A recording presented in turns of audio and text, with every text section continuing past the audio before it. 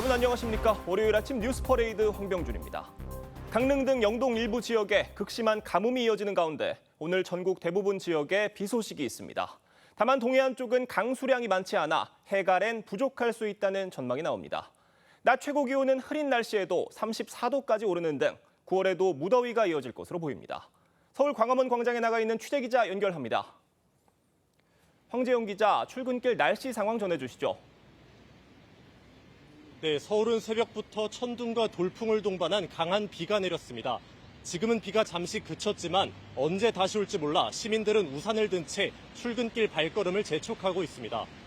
9월 첫날인 오늘 서울을 비롯해 전국적으로 비 소식 예보돼 있습니다. 새벽 서울에선 한때 20mm 넘는 비가 쏟아지기도 했습니다. 수도권을 비롯해 강원 내륙과 산지, 충청권은 30에서 80mm, 부산과 경남 남해안은 많게는 100mm 이상의 비가 내렸습니다. 다만 극심한 가뭄으로 재난 사태가 선포된 강원 강릉엔 5에서 10mm의 적은 비만 내리겠습니다. 반면 내륙과 남해안은 강한 비구름이 형성돼 돌풍과 벼락을 동반한 시간당 30mm 이상 비를 뿌릴 수 있어 침수와 산사태 등 피해가 우려됩니다. 서울 서남권과 경기 과천, 인천, 제주 등엔 호우주의보도 발령됐습니다. 흐린 날씨 속에 무더위는 계속되겠습니다. 포항과 안동 등 낮 최고 기온이 34도까지 오르고 강릉 등 동해안은 여전히 폭염경보가 발효된 상태입니다. 서울은 최고 기온 28도가 예상되지만 습한 날씨에 체감온도는 30도를 웃돌겠습니다. 지금까지 서울 광화문 광장에서 TV조선 황재영입니다. 네, 소방차 수십 대가 빼곡히 줄을 지어 있는 모습인데요. 강릉 가뭄 사태가 심각해지면서 물을 공급하려고 전국에서 모인 겁니다. 어제에 이어 오늘도 물 3,000톤을 공급할 예정이지만 하루 8만 톤 생활용수를 공급하기에는 턱없이 부족한 상황입니다. 시민과 상인들 이러다 생업까지 접어야 하는 게 아니냐며 시름이 깊어집니다. 김준석 기자의 보도입니다. 전국에서 온 소방차 수십 대가 줄을 서 있습니다. 극한의 가뭄에 처한 강릉시에 국가소방동원령이 내려진 겁니다. 소방차들은 하루에도 몇 번씩 물을 퍼나릅니다. 인근 시군에 있는 소화전에서 물을 급수해서 강릉 홍제 정수장으로 이동을 해서 71대의 소방차가 공급한 물은 2,500톤. 하지만 정수장에서 하루 8만 톤을 공급하던 생활용수에는 턱없이 부족합니다. 식수원의 저수율은 식수 공급의 마지노선인 15% 아래로 떨어졌습니다. 이에 따라 강릉시는 5만 3천여 가구의 수도 계량기 75%를 잠급니다. 지난 20일부터 계량기 절반을 잠그는 절수 조치를 더 강화하는 겁니다. 설거지물을 아끼기 위해 일회용품을 사용하고 생수를 사다 손님들에게 제공해온 음식점들은 문을 닫게 되는 상황까지 올까 걱정입니다. 어쩔 수 없이 가게 문을 닫고 비가 올 때까지만 어떻게 유지를 해야 되지 않을까. 물 사용량이 많은 세차장도 마찬가지입니다. 불가피한 경우는 저희들이 영업을 중지할 수밖에 없고 더운 날씨에 제대로 씻지도 못할까 봐 단수에 대비한 시민들도 있습니다. 만약에 물이 단속에 되면은 물이 없잖아요. 어제 가져올 때도 없고 해서 대비를 해서 이렇게 해놨어요. 강릉엔 비 소식이 있지만 강수량은 5mm 안팎에 그칠 것으로 예보돼 극심한 가뭄은 당분간 이어질 전망입니다. TV조선 김준석입니다. 네, 앞서 보신 것처럼 강릉 지역 극한 가뭄 소식과 관련해 원인과 대책은 무엇인지 맹소영 기상칼럼니스트와 함께 자세히 짚어보도록 하겠습니다. 안녕하세요. 안녕하세요. 네, 강릉 지역 굉장히 극심한 가뭄을 겪고 있는데 사상 첫 자연재난 사태가 선포가 됐습니다. 이번 여름에 전국 곳곳에 물난리를 겪긴 했어요. 하지만 강릉만 유독 심하게 가뭄을 겪고 있는 것 같은데 이유가 뭔가요? 일단 가뭄이 찾아온 원인은 크게 네. 두 가지로 나눌 수 있습니다. 내린 비의 양이 적었다는 거, 그리고 내린 비의 수자원 확보를 어떻게 잘했는지에 대한 문제인데요. 일단 첫 번째, 많이 더웠죠, 올여름. 그렇죠. 이렇게 많은 더위와 함께 바람의 방향이 강원 영동 지역, 특히 강릉 네. 지역에 많은 양의 비를 뿌리지 못하게 만들었던 기상적인 그 기압 배치를 만들었다라는 게 가장 큰 원인이 될 수 있습니다. 그러니까 우리나라의 더부은 공기가 가득 메우게 되면은 보통 서풍 계열 또는 남서풍의 계열의 바람이 불게 되는데 강원 이제 영동 지역 같은 경우는 영동이라고 하는 거는 고개 동쪽이거든요. 근데 이런 바람들이 산맥을 한번 타고 넘게 되면은 더 고온 건조해지게 됩니다. 그래서 폭염이 지속이 됐는데 폭염이 지속될 경우에는 이 증발산량이라고 해서 이 토양과 같이 이 물체가 가지고 있는 증발열들이 굉장히 많아지게 됩니다. 그렇기 때문에 더 가물 수밖에 없고요. 그리고 올 여름 같은 경우에는 말씀을 해주신 것처럼 비도 많이 내렸는데 비구름이 대부분 이 고개의 서쪽 지역에 만들어졌는데 보통 비구름은 산맥을 만나게 되면 강하게 발달을 합니다. 네. 하지만 그 산을 타고 넘지 못하기 때문에 주로 강원 영서 내륙 산간 지역에 많은 양의 비를 뿌렸기 때문에 수분이 다 털린 비구름이 넘어오고 나서는 강원 영동 지역은 비가 내릴 수밖에 없는 거죠.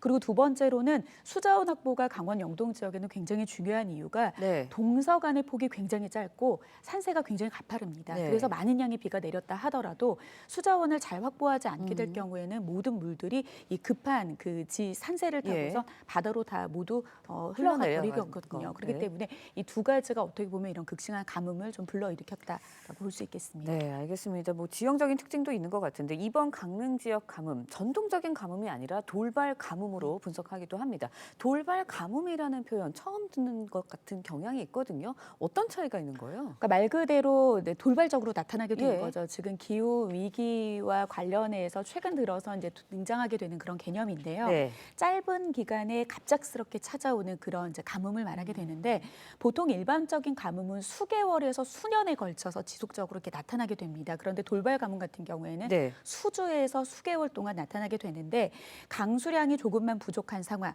그리고 여기에 강한 폭염과 건조한 날씨가 이어지게 될 경우에는 토양 수분이 빠르게 증발하기 때문에 단기간에 물 부족 현상이 나타날 수밖에 없는 게 앞서 말씀드린 원인과 같이 지금 네. 강릉 지역에 딱 맞아 떨어지는 그런 상황인데 보통 지구 온도가 한 1도 정도 예, 올라가게 예. 되면 대기 중에 품을 수 있는 양의 수증기량이 7% 정도 늘어나는데 과거에 비해서 10% 정도 늘어났습니다. 예. 그러니까 폭우의 입장에서는 비구름의 연료가 되는 수증기량이 많아졌지만 반대로 폭염과 가뭄의 상태에서는 이 수증기를 머금을 수 있는 성능이 많아졌기 때문에 네. 토양의 수분 증발률이 그만큼 10% 늘어나서 가뭄을 더 심각하게 만들 수밖에 없는 거죠. 네, 그런데요. 뭐 지형적인 이야기도 해주셨지만 같은 동해안 도시인데 강릉은 최악의 가뭄 겪고 있는데 또 속초에서는 최근에 워터밤 같은 물 축제가 열리기도 했거든요.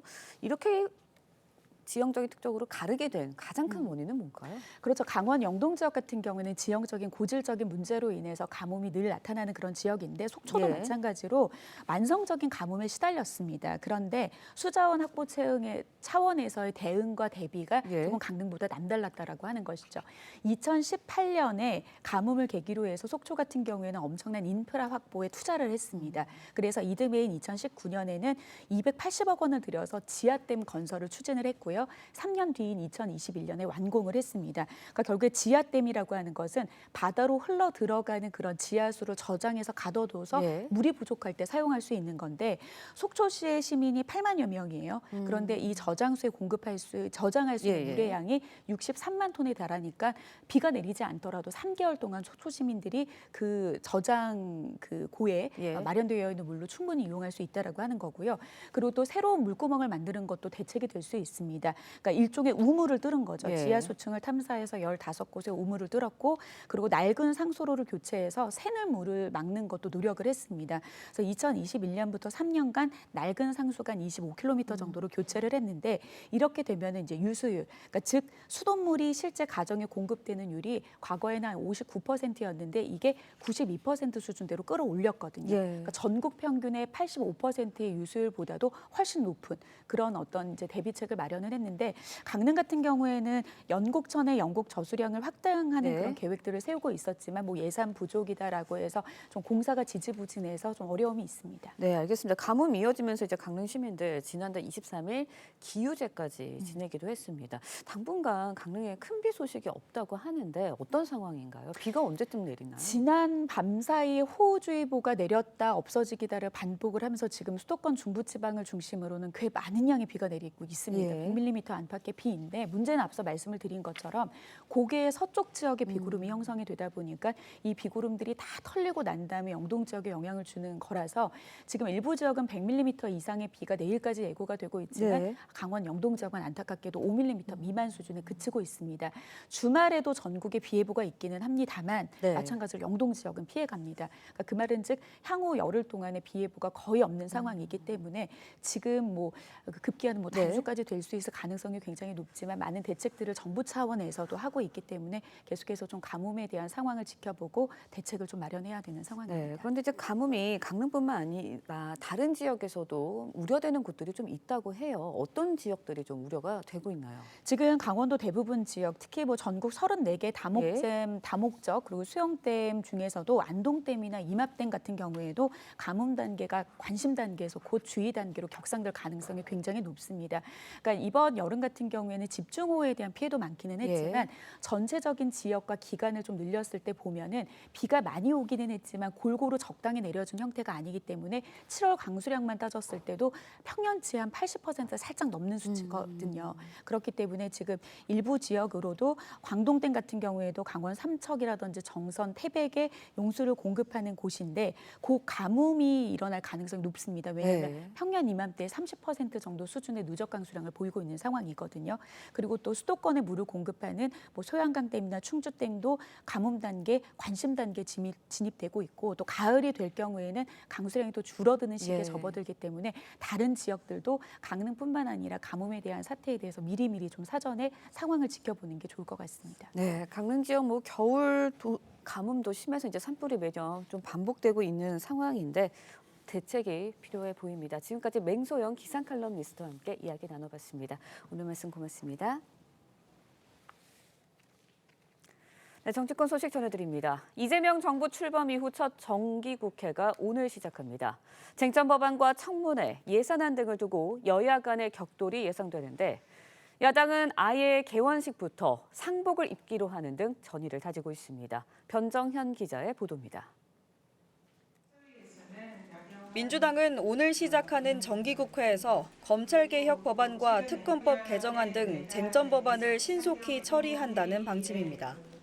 특검법 3법의 경우에는 이미 지도부와 충분히 수기를 해서 당론으로 추진된 법안이기 때문에 4일에 법사에서 처리하는 겁니다. 국민의힘은 국회 법사위 간사에 오선 나경원 의원을 배치해 입법 저지에 나서는 등 정면으로 맞설 계획입니다. 내년 예산안을 두고도 충돌이 예상됩니다. 민주당은 정부의 확장 재정을 뒷받침할 계획인데 국민의힘은 현금 살포와 포퓰리즘으로 가득한 빚더미 예산이라며 지지 세력 예산 청구서 등을 찾아내 전액 삭감하겠다고 벼르고 있습니다. 이번 주 진행되는 인사청문회에서도 여야가 격돌할 전망입니다.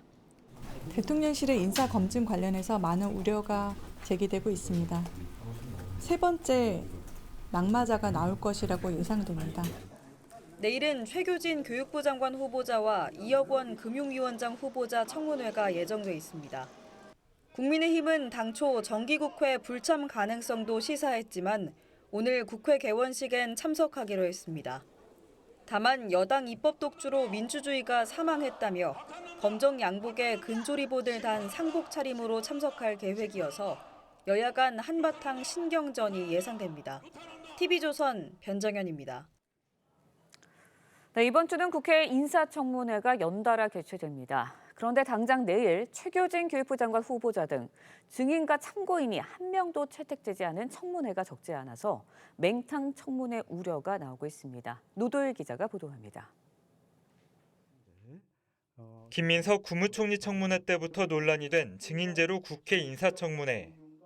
2000년부터 총리 청문회가 시작되었는데 사상 초유로 증인 없이 치르게 되었습니다.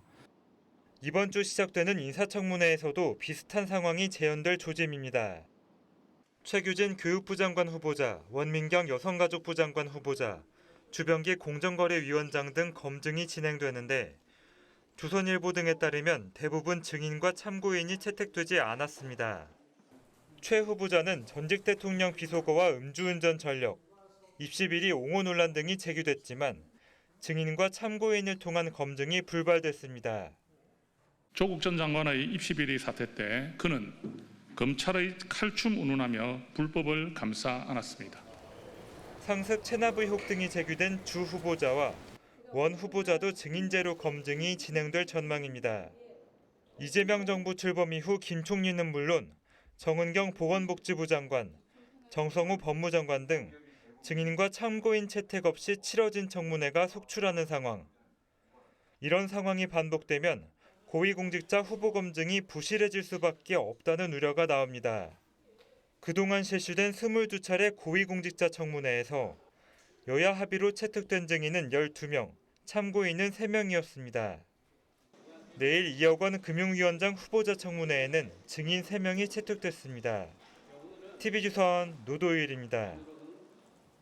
최규진 교육부 장관 후보자 검증 관련 단독 보도입니다. 최 후보자가 교육감 시절 과거 미투 논란으로 만화가 협회에서도 제명된 시사 만화가 박재동 씨를 교육청 강연자로 초청했던 사실이 확인됐습니다. 박 씨에겐 최고 액수의 강연료가 지급됐고 최 후보자는 의미 있는 강연이었다고 평가했습니다. 이태희 기자의 단독 보도입니다. 2018년 만화가 박재동 씨는 후배 작가 성추행 의혹이 제기되자 사과문을 내고 잘못을 인정했습니다.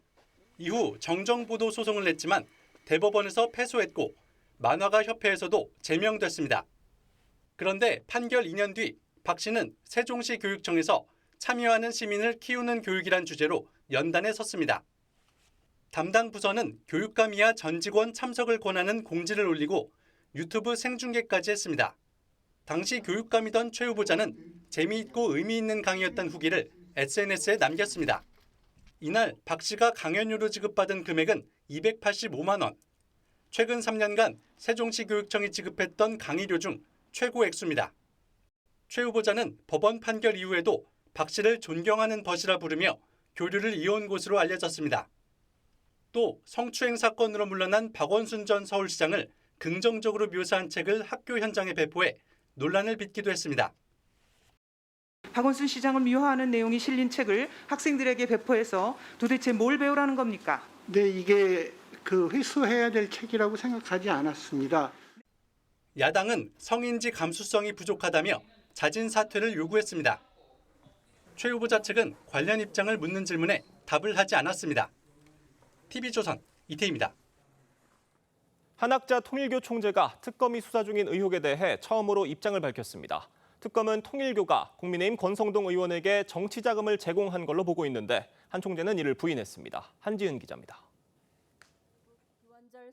한학자 통일교 총재가 옆에 앉아 있는 가운데 아나운서가 참어머니 특별 메시지란 입장문을 대독합니다. 나의 지시로 우리 교회가 불법 정치 자금을 제공하였다는 허위 사실이 유포되고 있습니다. 이어 불법 정치 청탁과 금전 거래도 부인합니다. 나는 이 자리를 빌려 분명히 말씀드립니다.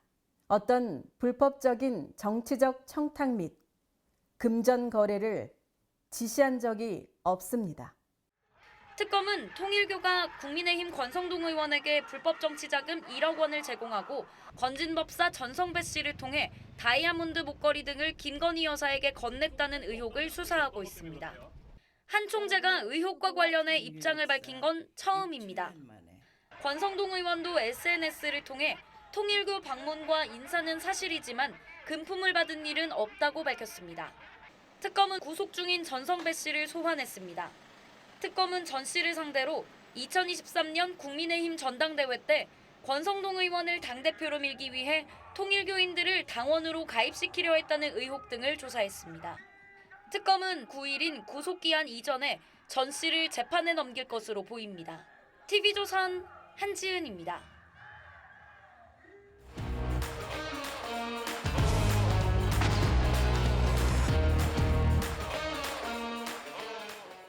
정치권 소식 짚어보는 아침의 맞수 시간입니다. 패널 3분 먼저 모셨습니다. 윤기찬 국민의힘 법률위 부위원장, 성치훈 더불어민주당 정책위 부의장, 강전애 변호사 나오셨습니다. 안녕하세요. 전해드린 대로 오늘부터 이재명 정부 들어 첫 번째 정기국회가 개막합니다. 여야는 전면전을 예고했습니다. 들어보겠습니다. 대한민국 개혁 민주당이 갑니다. 정기국회에서 우리가 정해놓은 타임 스케줄에 맞게 따박따박 법 하나하나를 통과시키도록 의원님들께서 총단결해 주시기 바랍니다. 전략을 가지고 싸우는 그런 정당으로 만들어내겠습니다. 싸우는 분들이 우대를 받는 그런 정당으로 만들었으면 좋겠습니다.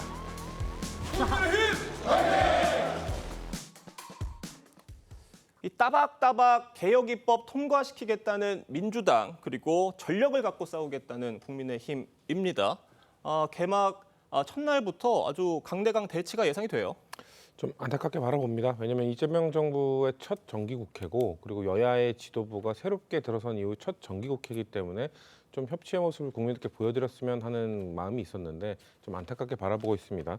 저는 다만 이렇게 충돌이 있었을 때는 당연히 양쪽 모두의 책임이 있겠죠. 그렇기 때문에 저희 민주당의 책임이 없다고 말씀드리진 않겠습니다만 저는 야당에게 말씀드리고 싶은 부분이 있는데 그러니까 소수 야당의 한계가 분명히 있거든요. 지금 107석의 의석으로는 저렇게 뭔가 상복 퍼포먼스를 한다든가 아니면은 계속해서 뭐 거부하는 이렇게 반대하는 목소리를 낸다고 해도 어쩔 수 없이 그 숫자의 한계가 있을 수밖에 없습니다. 그런 소수 정당은 결국 국민의힘 의석수만 아니라 뭔가 국민 다수의 지지를 등에 업는 그 힘을 등에 업고 뭔가 민주당과 싸울 수밖에 없을 텐데 지금 국민의힘 모습이 어떻습니까? 국민 다수가 이야기하는 윤석열 전 대통령과의 절연이나 비상계엄, 내란과의 선긋기 이런 것들을 제대로 못하고 있지 않습니까? 이런 과제들을 해결하고 온다면 민주당도 언제든 국민의힘과 손을 잡고 협치를 할 준비가 되어 있거든요. 근데 그런 것들을 지난 전당대회를 통해서 해결하지 못하고 왔기 때문에 사실상 이렇게 강대강 충돌로 간 것이 아닌가. 그래서 저는 여야 모두의 책임이 있겠지만 지금 야당의 책임이 좀 더 크다라는 말씀 드리고 싶습니다. 살짝 짚어주셨는데 오늘 국민의힘 의원들은 대여투쟁의 의미로 상복을 입고 개막식에 참석을 한다고 합니다. 그러니까 검은 양복을 입고 나온다는 건데 어떤 강공 대여투쟁의 예고편 같은 장면이 연출이 될 것 같아요. 지금 사실은 이제 정당, 그러니까 원외에서의 어떤 정당의 활동을 문제 삼을 수 있는 시기가 아니에요. 왜냐하면 민주당이 만약에 자중하면서 입법 속도를 조절한다 그러면 그런 시각이 맞을 수 있는데 지금은 거침이 없어요. 그러니까 거침이 없는데 헌법 범위를 막 벗어나려는 입법 시도까지 하고 있거든요. 그러니까 이게 처음에는 국민적 눈치를 보는 듯 하다가 어느 순간 이게 거침없이 그냥 막 나갑니다. 생각하면 바로 입법으로 하고 공청회나 국민 여론 수렴 절차 자체가 없어요. 오죽하면 대통령마저도 뭐 여론의 수렴이 필요하다라는 취지를 얘기를 해도 또 그것이 안 먹히고 있다는 거죠.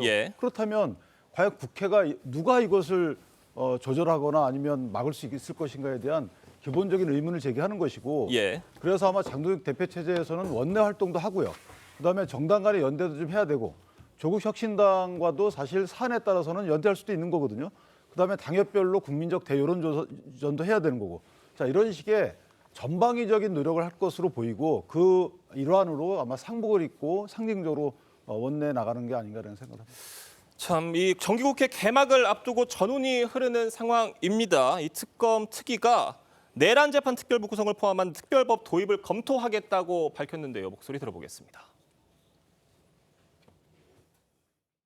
내란 종식의 최후의 보루여야 할 사법부가 내란 종식을 방해하고 있는 것은 아닌지 국민들께서 의구심을 제기하고 있습니다. 내란 재판부 설치도 검토하도록 하겠습니다. 정말 기가 막힌 노릇입니다. 이제는 특검을 두는 것도 모자라서 아예 사법부, 재판을 완전히 무력화시키는 특별재판부를 하겠다고 합니다. 인민재판을 하겠다는 이야기입니다. 송치훈 부의장님, 지금 진행 중인 특검 3개 중에 2개를 민주당이 추천한 특별검사가 수사를 하고 있고 하나는 조국 혁신당이 추천한 검사가 하고 있는 상황인데 이런 상황에서 재판부까지 민주당 주도로 선택을 해서 판사를 구성을 해서 판결을 내린다고 한다면 과연 이 판결을 국민들이 납득을 할 것이냐라는 문제도 지금 제기가 되고 있거든요. 지금 민주당에서는 이 특별법, 내란 특별법 정말 진행을 한다는 계획입니까? 일단 당론으로 정해지진 않았고요. 당 일부에서는 이렇게 꼭 추진해야 된다는 부분도 있습니다만 방금 앵커께서 말씀하신 우려의 목소리를 당내에서도 여러 의원들이 내고 있는 걸로 알고 있습니다. 왜냐하면은 이렇게 지금 전현희 최고위원이나 아니면은 지금 법사위 위원들은 지난 의원 워크숍 때 이걸 결의한 걸로 알려지고 있잖아요. 그러니까 좀 당에서는 경고성 메시지로서 던지는 것이다. 왜냐하면 당 전체가 그래도 공유하고 있는 부분은 공감하고 있는 부분은 지금 뭐 지기현 부장판사 지금 내란 재판을 담당하고 있죠.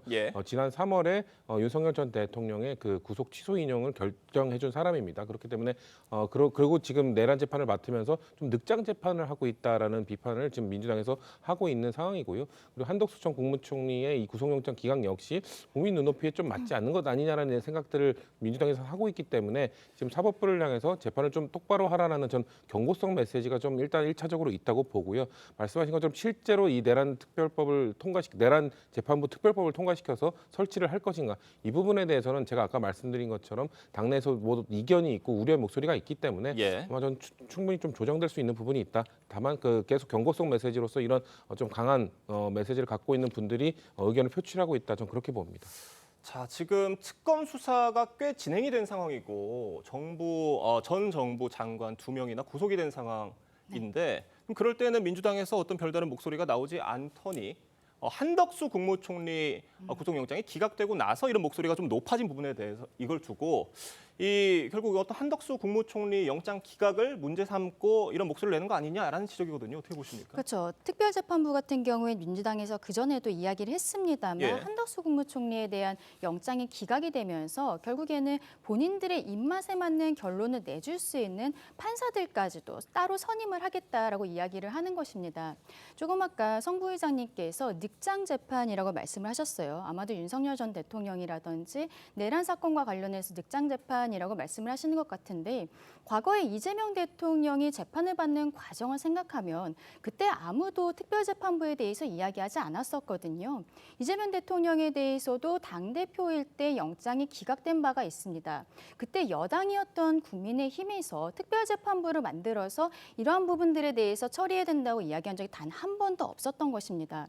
일반 국민과 특별한 인사들에 대해서 다른 재판부에서 재판을 받게 한다는 것은 당연히 위헌 소지가 있는 것이고 대한민국이 상권 분립이 되어 있는데 이 상권 분립에 대해서 민주당과 이재명 정부가 너무 입맛대로 하려는 것이 아닌가. 지금 우리의 대한민국의 시스템 자체를 부정하고 있는 것이 아닌가 그렇게 보입니다. 네, 지금 민주당에서는 오세훈 서울시장, 김진태 강원지사, 유정복 인천시장 이렇게 콕 집어서 국민의힘 소속 지자체장에 대한 특검 수사도 촉구를 하고 있습니다. 이들이 내란 비상계엄 선포 당일에 청사문을 걸어 잠그고 어떤 회의를 했다라는 걸 두고 어떤 내란 가담 의혹을 제기를 한 것이거든요. 이걸 두고 지금 야권에선 과하다라는 지적입니다. 일단 특정 지자체, 그러니까 야당이 그 장으로 있는 지자체를 콕 집었다. 이건 사실관계에 맞지 않고요.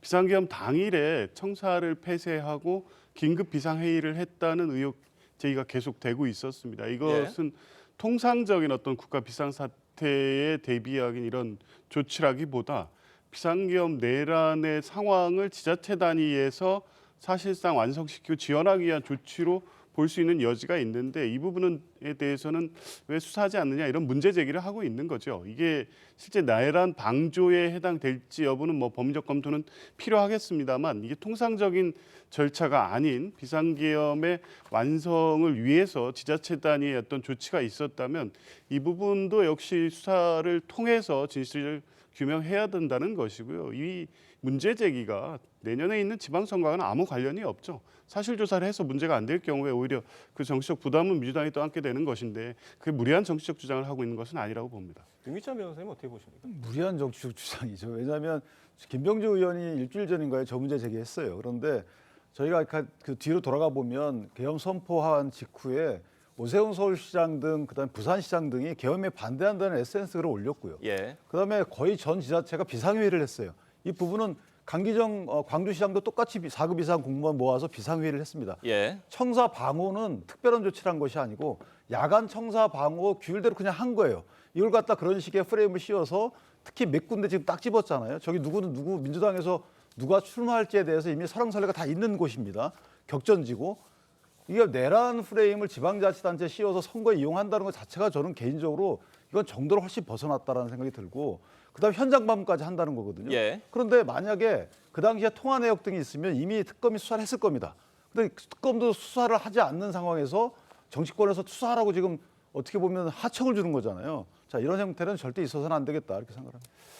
다음 소식도 짚어보겠습니다. 대통령실이 이진숙 방통위원장의 직권 면직을 검토 중인 가운데 대통령실에서 처음으로 이 위원장을 향한 공개 사퇴 요구가 나왔습니다.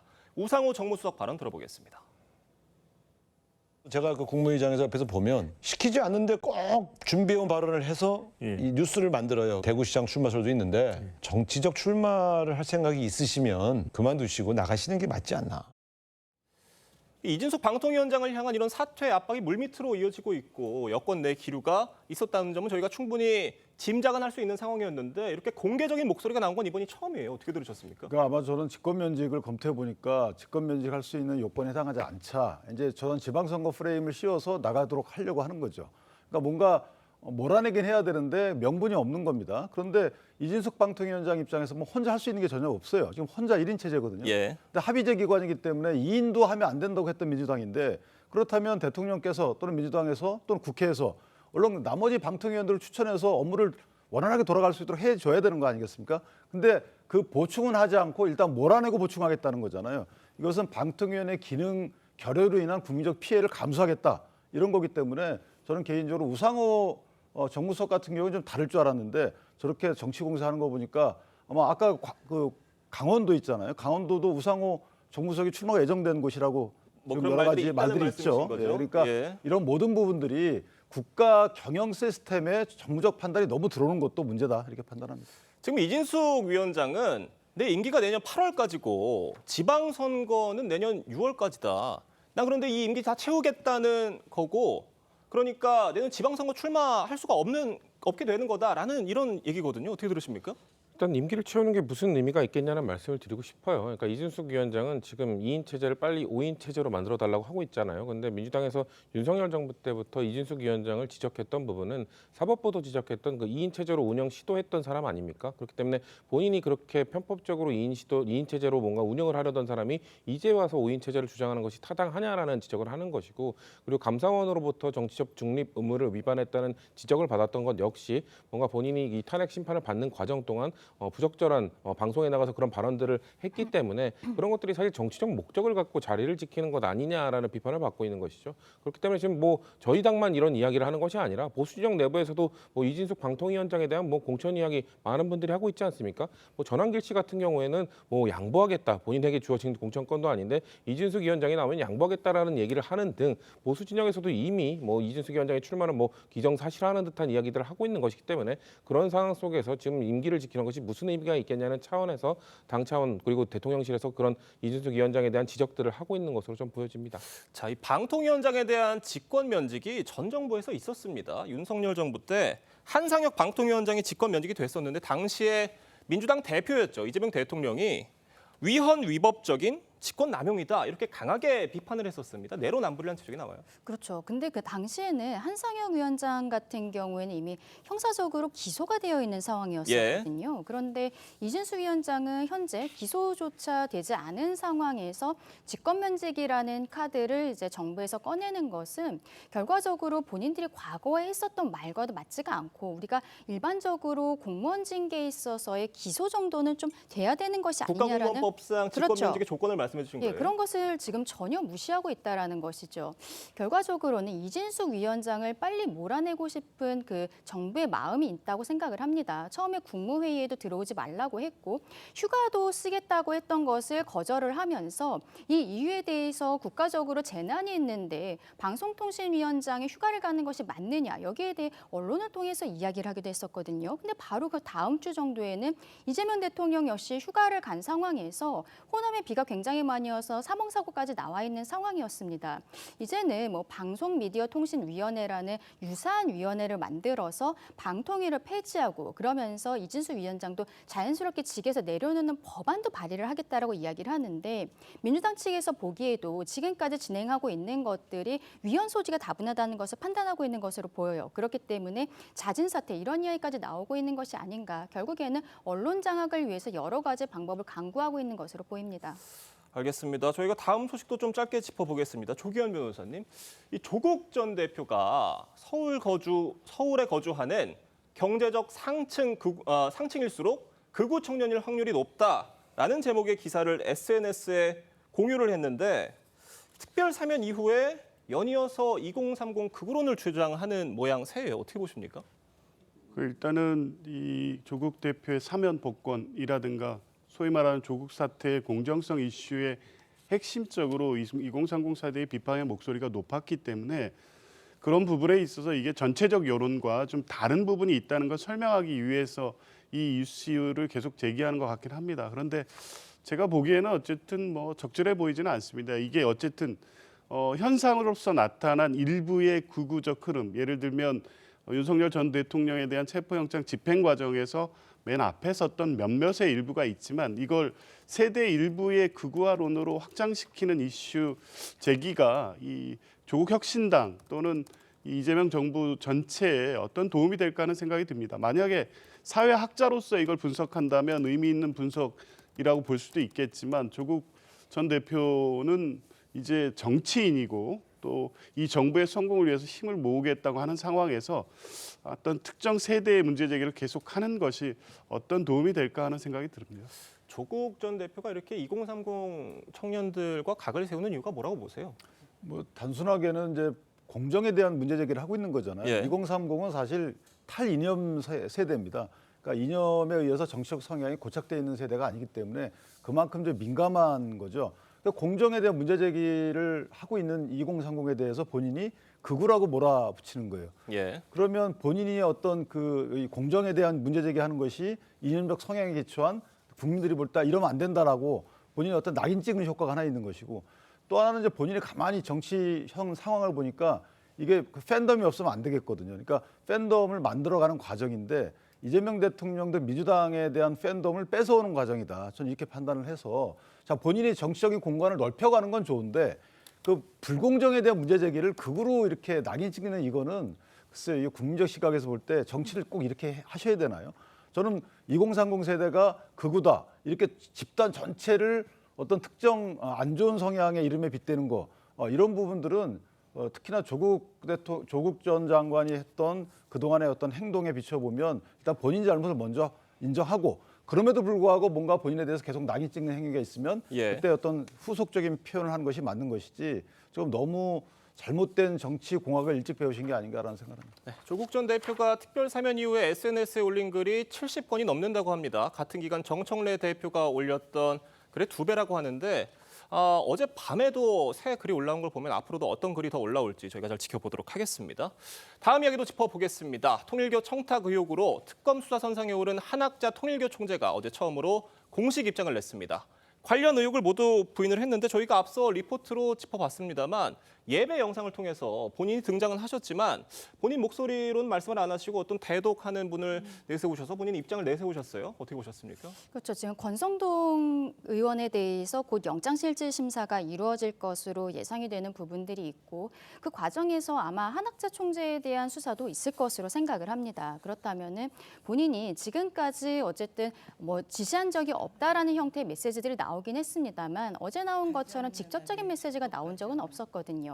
이제는 의견을 밝힐 때가 되었다라고 이야기를 하는 것으로 보이고요. 권성동 대표 같은 경우에도 본인이 뭐 절은 했지만 돈을 받지는 않았다 이런 이야기를 하고 있습니다. 결과적으로 한학자 총재와 권성동 의원이 이야기하고 있는 것은 중간에서 돈을 전달했다고 하는 세계본부장 윤 씨 그리고 그 배우자 그 재무국장이었던 이 씨가 있습니다. 이들이 중간에서 어떤 배달 사고가 있었던 것이 아니냐 이런 형태로 이야기를 하고 싶은 것으로 보이는데 향후에 아마도 영장실질심사 이전에 한학자 총재에 대한 조사가 있지 않을까라고 저는 개인적으로 생각을 하는데요. 예. 그 과정에서 한 번 정도 입장이 더 나오지 않을까 생각합니다. 알겠습니다.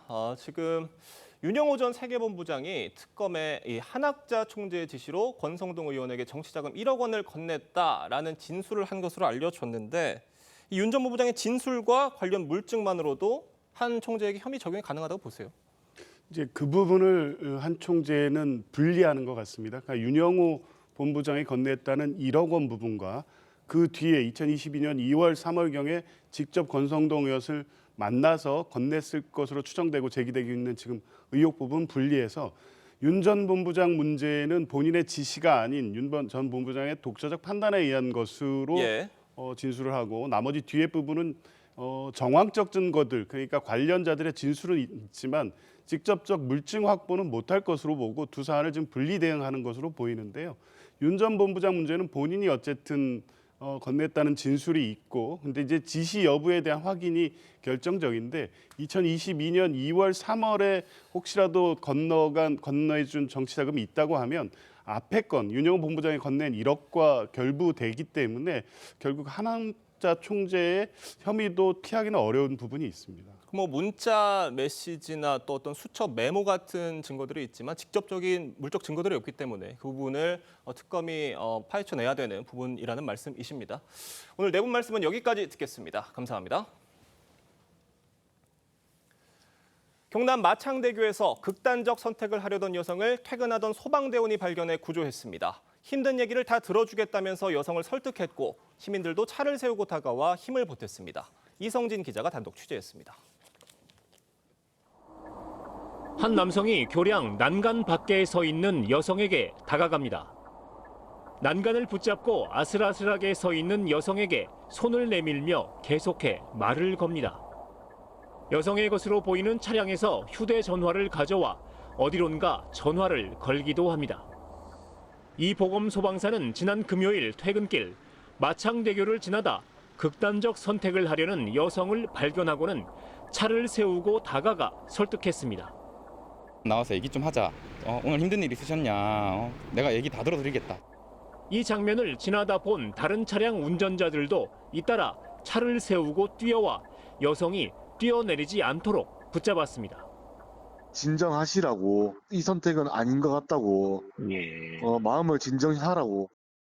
그렇게 설득하는 사이 119 구조대가 도착했고 여성은 8분 만에 난간을 다시 넘어와 무사히 가족의 품으로 되돌아갔습니다. 정차가 금지된 대교에서 추돌 사고의 위험을 무릅쓰고 생명을 구한 이 소방사. 하지만 본인은 할 일을 했을 뿐이라며 다른 시민들에게 공을 돌립니다.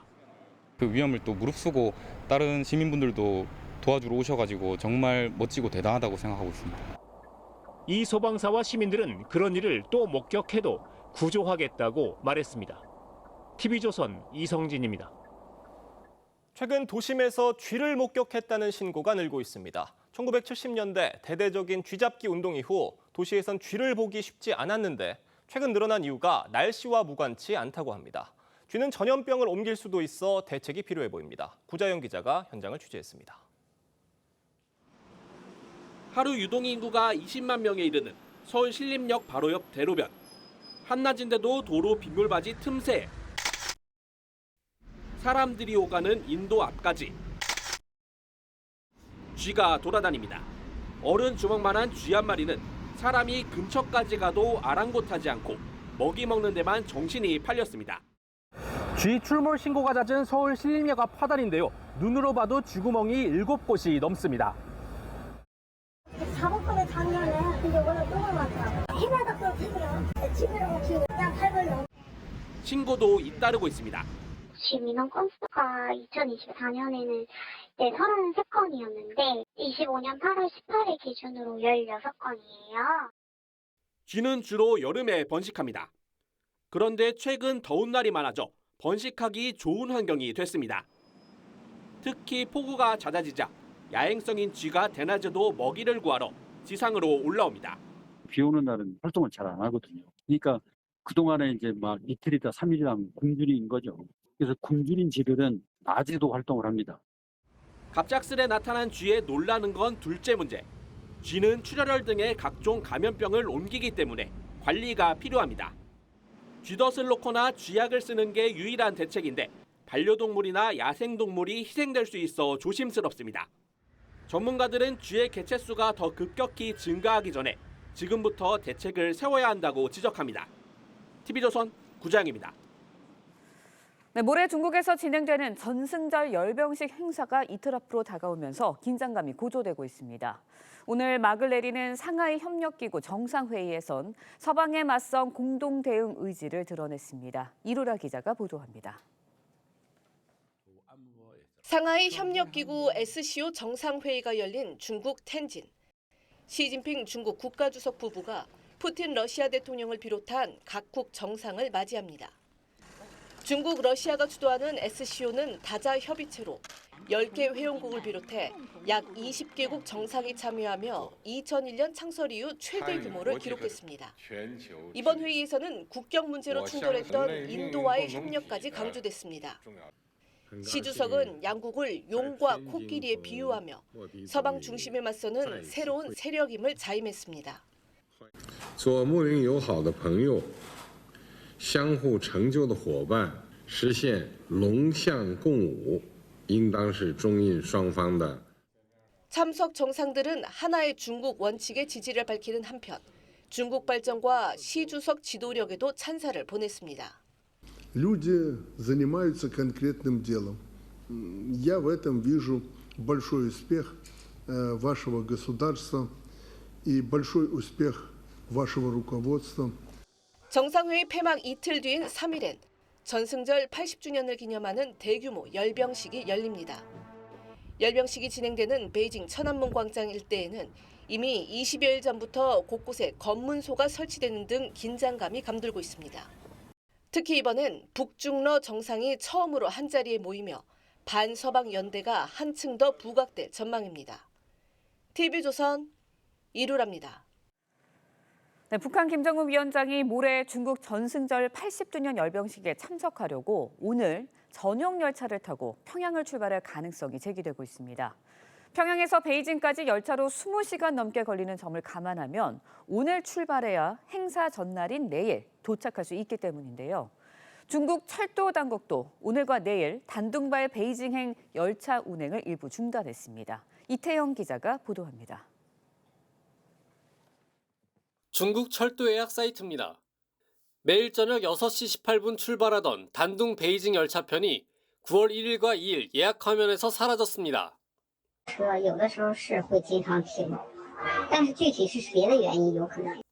하지만 지난 2019년 방중 때처럼 김정은의 특별 열차 이동을 위한 조치라는 관측이 나옵니다. 김정은은 보안과 경호 문제 때문에 비행기보다는 열차를 선호합니다. 그동안 4차례 방중 가운데 2번은 기차, 2번은 비행기를 이용했습니다. 김정은이 이번에 이용할 1호 열차 규모는 총 21량 규모. 차량 전체가 방탄 유리에 적외선 흡수 코팅이 적용돼 인공위성 탐지를 피할 수 있지만 무게 탓에 최고 속도는 80km에 불과합니다. 평양에서 베이징까지 거리인 1364km를 안전 속도인 시속 50km로 달릴 경우 20시간 넘게 걸립니다. 김정은이 오늘 출발하면 단둥을 거쳐 2일 오전 베이징에 도착할 가능성이 큽니다. 김정은은 베이징에 도착하면 갸오위타이 국빈관에 머물고 오는 3일 중국의 항일전쟁 승전 80주년 열병식에서는 시진핑 주석의 왼편에 설 것으로 보입니다. 조현 외교부 장관은 김정은의 전승절 행사 참석에 대해 중국과 관계 복원의 기회를 찾은 것이라고 평가했습니다. 다만 에이펙을 계기로 트럼프와 김정은의 미북 정상회담이 이뤄질 가능성은 현재로서는 매우 낮다고 전망했습니다. TV조선 이태형입니다.